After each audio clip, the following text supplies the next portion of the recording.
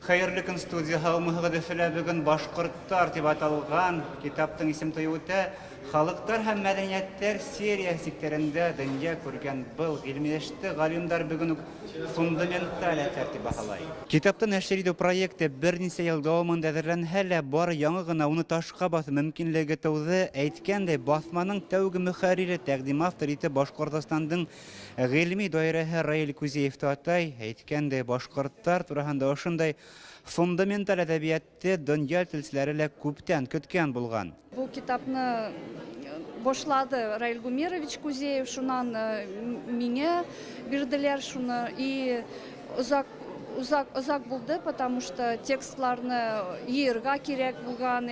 Гылымый еңбек, сондықтан да бұл башқұрттарға ғана емес, жалпы этнология ғылымына, жалпы халықтану ғылымына әлем үшін өте маңызды еңбек деп есептеймін. Башкорттар коллектив монография үдесенә быга тиклем билдәле булмаган фактлар алган.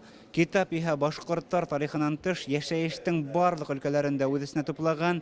Мәсәлән, башкорт әдәбиятына бәйле яңа фактлар да был китапта байтак кына. Әдәбият, мәдәният, тарих, безнең бөтәһе бер йыентыкка тупланып, менә шу башкорттар турында белешмә ул һәрвакыт кирәк. Башкорттар дип аталган китаптың тиражы бүгенгә 3000 дана, шул ук вакытта Башкортстан галимдары, бигрәк тә телчеләр һәм этнографтар был серияның кайтынан басылачагына өмет тота. Әйтеп үтүебезчә, китап Башкортстан Россия гына түгел, дөнья телчеләре өчен аеруча әһәмияткә ия.